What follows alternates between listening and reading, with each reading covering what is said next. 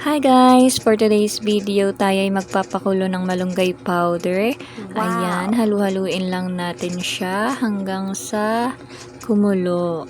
Mekos-mekos lang natin siya ng very light. Yan. Tapos, ilalagay na natin siya sa ating pansala. Ayan.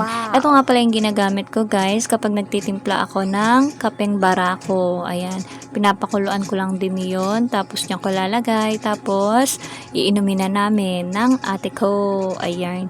Mahilig kasi kami sa kapeng barako. Ganyan. Mga ganyan-ganyan ba? Tapos, after nyan, tatakpan na natin siya. Ayan nga pala guys, yung nagsasala sa mga powder. Yun. Tapos, didiin lang natin siya ng konti. Unti-unti natin siya ididiin para yung powder niya hindi umangat. Ayan, may iwan siya sa ilalim nun.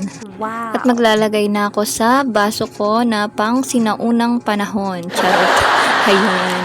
Ay, mga baso ng mga sinaunang panahon pa nila Mother Lily, 'di ba? May mga ano pa 'yan, cup and saucer atan tawag diyan, 'di ba?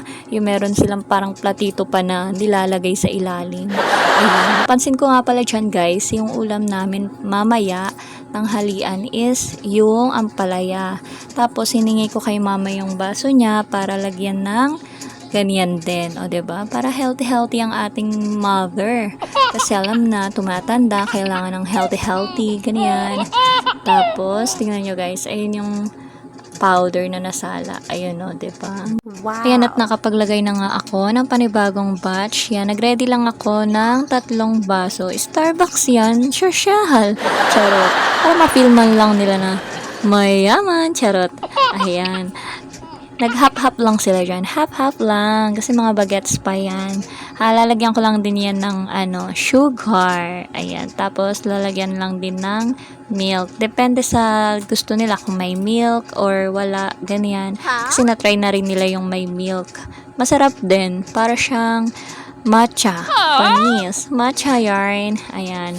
Lagyan ko lang ng asukal. Tapos sila na lang bahala kung maglalagay sila ng gatas o hindi. Pero yung ininom nila, hindi sila naglagay ng gatas. Ayan.